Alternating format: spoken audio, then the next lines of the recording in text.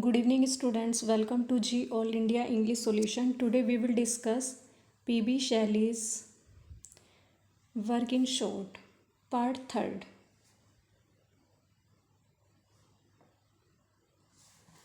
Hymn to Intellectual Beauty. Hymn to Intellectual Beauty is Shelley's poem. ये शैली की poem है Hymn to Intellectual Beauty.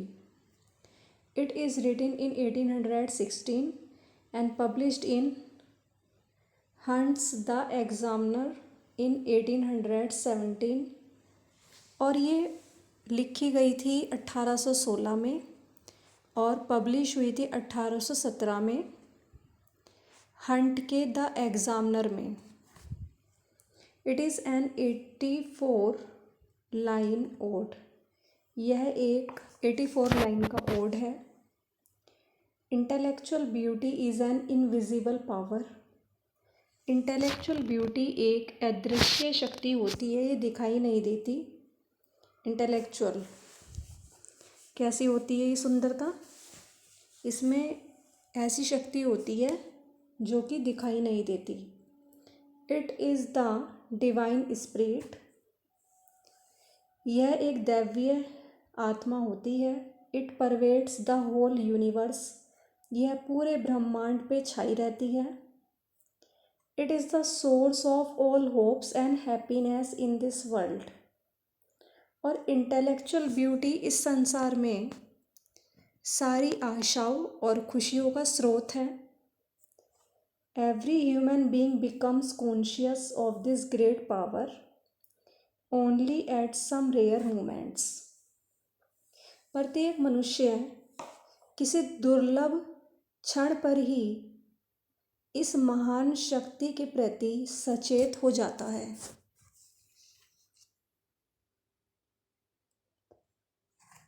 When it goes, जब ये intellectual beauty चली जाती है तो life becomes dark and miserable.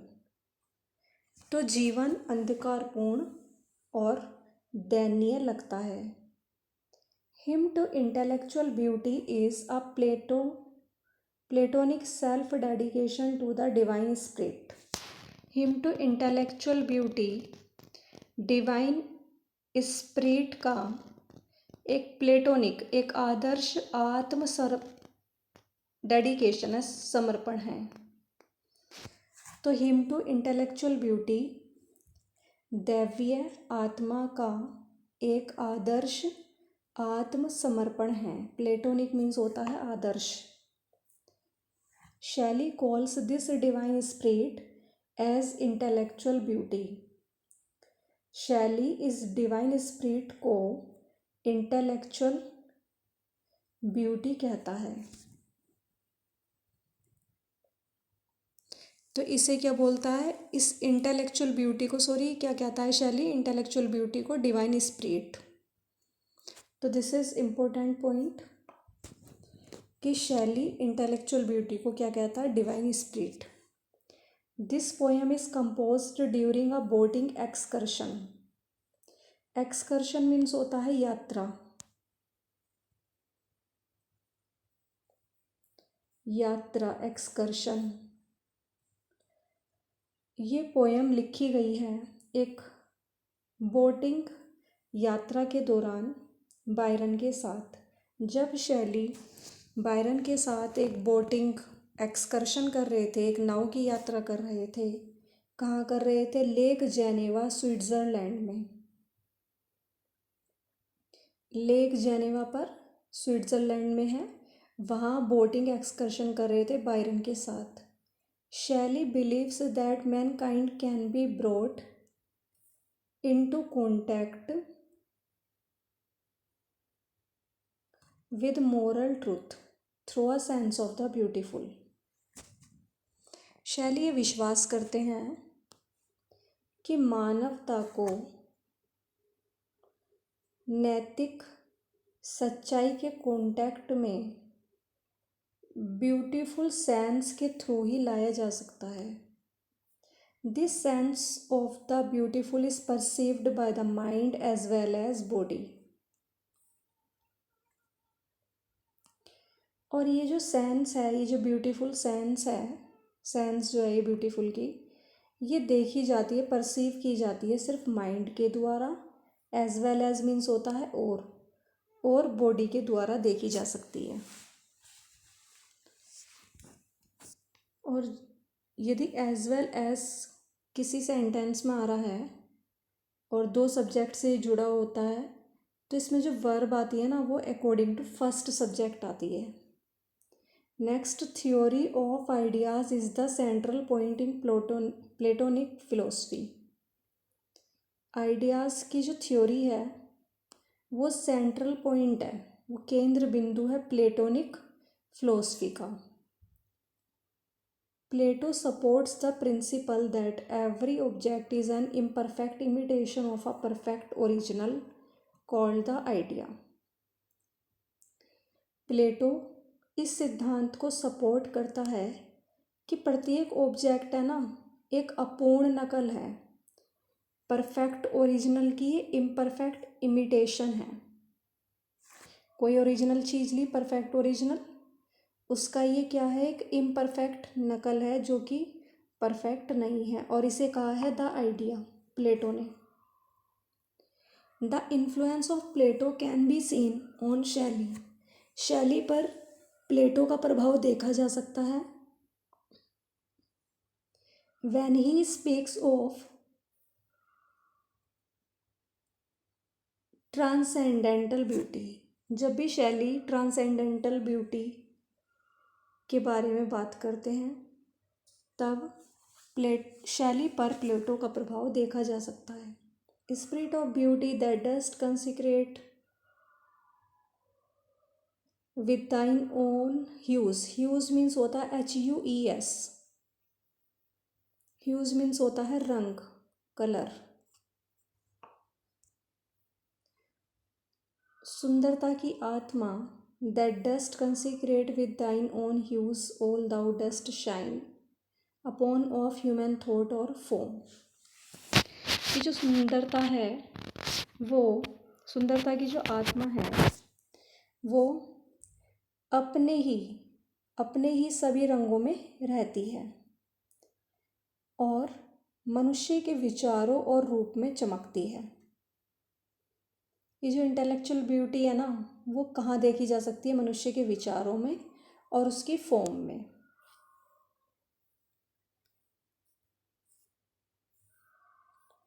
The vision of intellectual beauty inspire the poet to love all humankind.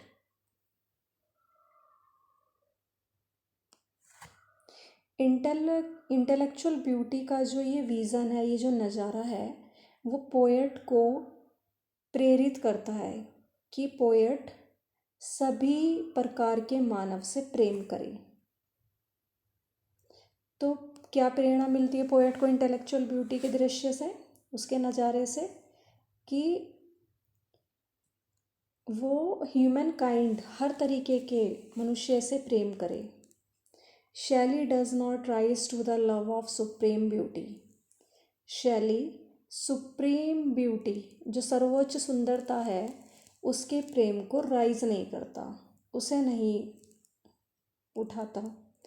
He seems to return to the lower order of the love of mortal human beings. वह नश्वर, मनुष्य का जो नश्वर प्रेम है, उसकी तरफ लौटता हुआ प्रतीत होता है। तो इसमें जो लास्ट में जब वो रिटर्न होता है, तो पोएट मॉर्टल लव की तरफ, मतलब जो मॉर्टल ह्यूमन बीइंग है, जो लव है मॉर्टल ह्यूमन बीइंग्स का, उसकी तरफ जाते हुए दिखाई देता है। सुप्रीम ब्यूटी के लव को वो राइज नहीं करता। The cloud. The cloud is Shelley's nature poem. The cloud शैली की नेचर पोयम है और ये लिखी गई 1820 में। It is a nature myth of flawless beauty. और ये फ्लोलेस ब्यूटी की नेचर मिथ है, ये एक पौराणिक कथा है। It present the life history of a cloud. इसमें बादल की लाइफ हिस्ट्री बताई गई है। The cloud brings shade, cloud क्या क्या लाते हैं, शेड, एकदम बिल्कुल आपने देखा होगा एकदम छाया सी आ जाती है, बारिश होती है, ओले पड़ते हैं, snow, lightning and thunder, and it spreads everywhere, और ये हर जगह फैलाता है। It changes but can not die, ये बदलता तो है लेकिन ये मर नहीं सकता। The cloud is the best instance of Shelley's myth making power. Cloud है ना, सबसे अच्छा उदाहरण है शैली की पौराणिक कथा का। इट इज़ आर्टिस्टिकली फ्लॉलेस, ये कलात्मक रूप से कैसा है, फ्लॉलेस है, इसमें फ्ला नहीं है। शैली present a myth which is based on science, शैली है ना इसमें एक ऐसी मिथ प्रस्तुत करता है जो साइंस पर बेस्ड है। The poem is remarkable for Shelley's metrical skill, mastery of music and rich imagination. Poem suitable है, रिमार्केबल है शैली की मेट्रिकल स्किल के लिए, इसमें उसकी कविता लिखने की जो कार्यकुशलता है वो देखी जा सकती है, और म्यूज़िक की मास्टरी एंड रिच इमेजिनेशन, और कल्पना भी बहुत अच्छे से की है उन्होंने। And these lines have been taken from the poem the cloud. I am the daughter of earth and water, मैं बेटी हूँ धरती और वाटर की। And the nursling of the sky, और स्काई का मैं दूध पीता बच्चा हूँ, बिल्कुल एकदम छोटा हूँ, छोटा बच्चा हूँ मैं स्काई का। I pass through the pores of the oceans and shores, और मैं कहाँ से गुजरता हूँ, सागर, महासागर के छिद्रों में से होकर मैं गुजरता हूँ। आई चेंज, ये क्लाउड कह रहे हैं कि आई चेंज, मैं बदलता हूँ, बट कैन नॉट डाई, लेकिन मैं मर नहीं सकता। Next poem, stanzas written in dejection near Naples, this is important poem. Stanzas written in dejection near Naples is Shelley subjective personal lyric, कैसी है, ये सब्जेक्टिव है और पर्सनल है।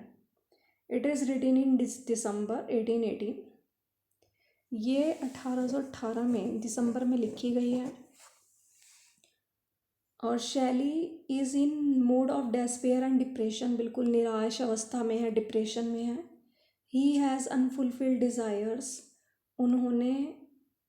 उनके पास कैसी डिज़ायर्स हैं, अनफुलफिल्ड, अधूरी इच्छाएं हैं, और आशाएं भी उनके पास नहीं हैं। He gives utterance to the inner feeling of his grief stricken heart, वह अपने दुखी हृदय की आंतरिक भावनाओं को प्रस्तुत करते हैं, बताते हैं, अटर करते हैं। Alas, I have nor hope, nor health, nor peace within, nor calm around. Alas is used for expressing sorrow. दुख को दर्शाने के लिए अलास का यूज़ किया जाता है, और यहाँ पर पोएट शैली जो है ये पर्सनल और सब्जेक्टिव पोएम है। तो यहाँ बहुत ज़्यादा दुखी है, निराश में है, निराशा उनके अंदर आ गई है। तो अपने बारे में लिखते हैं कि आई हैव नोर होप, ना तो मेरे पास आशा है, ना ही स्वास्थ्य है, मीन्स उनकी हेल्थ भी अच्छी नहीं है, ना ही उन्हें शांति है, विद इन नोर काम अराउंड, चारों तरफ उनकी शांति नहीं है। To me that cup has been dealt in another measure, और मेरे लिए तो ये कप, देखो यहाँ पे ये कुछ लाइनें हो रही हैं यहाँ पे, लेकिन यहाँ पे ये लाइनें नहीं दी गई हैं। तो यहाँ पर ये बोलते हैं कि कुछ लोग जो है इन सब चीज़ों से घिरे भी रहते हैं, लेकिन फिर भी वो खुश दिखाई देते हैं, वो जीवन को बिल्कुल ऐसा लेते हैं कि जैसे वो बहुत ज़्यादा जीवन में बहुत अच्छा है। लेकिन कहते हैं फिर to me that cup has been dealt in another measure, कि मेरे लिए तो ये कप, मीन्स ये संसार है ना, मेरे लिए तो मैं दूसरे तरीके से मापता हूँ, मीन्स मुझे तो ये दुखी ही संसार लगता है। The poet is in mood of deep depression, poet depression में है। He forgets his worries and sorrows is in the company of nature, लेकिन नेचर की कंपनी में आकर वह अपनी सारी चिंता और दुखों को भूल जाता है। He wants to die near the sea, sea के पास, समुद्र के पास में मरना चाहता है while listening to the last sound सुनते हुए। The poem is rich in pictorial power में तो रिच है बहुत ज़्यादा पोएम, क्योंकि यदि इस पोएम को पढ़ते हैं तो हमारे माइंड में क्या क्रिएट होती है, पिक्चर। पिक्टोरियल से मतलब पिक्चर, और कीट्स की पोएम भी ज़्यादातर ऐसी मिलेंगी जो कि पिक्टोरियल हैं, पिक्चर बन जाती है हमारे माइंड में एक उनकी पोएम को पढ़ने पर। तो ये क्लाउड पोएम पढ़ने पर भी हमारे माइंड में पिक्चर बन जाती है। Nature's glory and music can be seen in these lines like, इन लाइनों में है ना नेचर की ग्लोरी, नेचर की चमक देखी जा सकती है, और उसका म्यूजिक भी। द सन इज़ वॉर्म, सूर्य गर्म है। द स्काई क्लियर, आकाश साफ है। The waves are dancing fast and bright, और लहरें चमकदार लहरें डांस कर रही हैं बहुत तेज़ी के साथ।